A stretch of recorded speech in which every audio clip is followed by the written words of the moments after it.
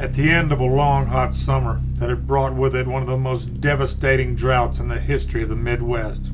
Afternoon storms packing tremendous wind and lightning, yet no measurable rainfall, would spread across the prairies and the Pine Ridge of northwestern Nebraska and southwestern South Dakota.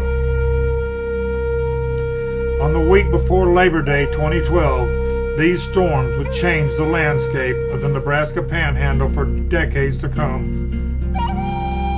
As wildfires raged all across the area, pastures and dry crops blazed between Alliance and Hay Springs, Nebraska. And firefighters from 3 states fought in impenetrable terrain just southwest of Chadron, Nebraska. These storms would blanket the area on the afternoon of the 29th of August, and the lightning from those storms, coupled with 25 and 30-mile-per-hour gusts, would destroy some of the most pristine landscape on the North American continent.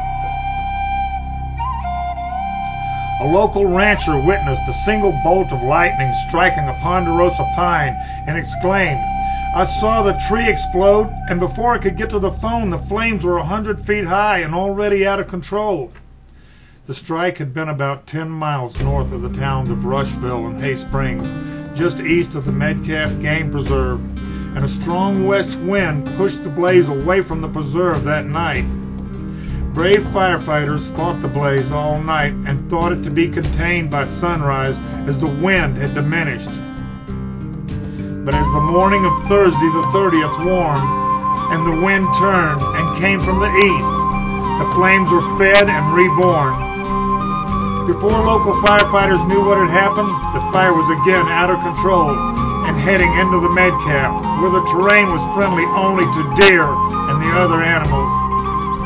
Unable to get water and equipment to the fire, the firefighters were forced to simply warn their neighbors to evacuate and prepare for the worst. The inferno raged through the night, unstoppable, reaching the Beaver Valley area that night.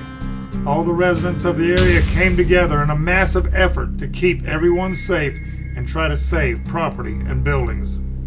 Machinery was provided by local construction contractors.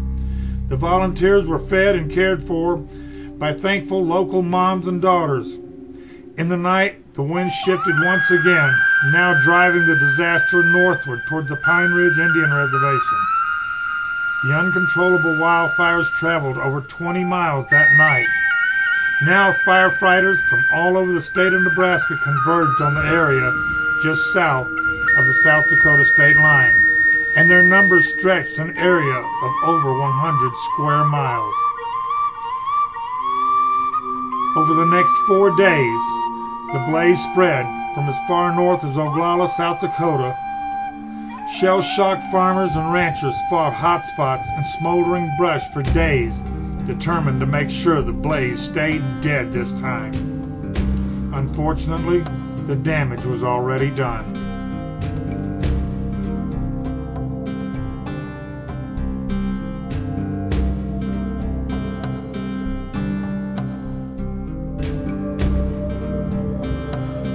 Although the damage was devastating, immeasurable in places, we still have a great many blessings to count.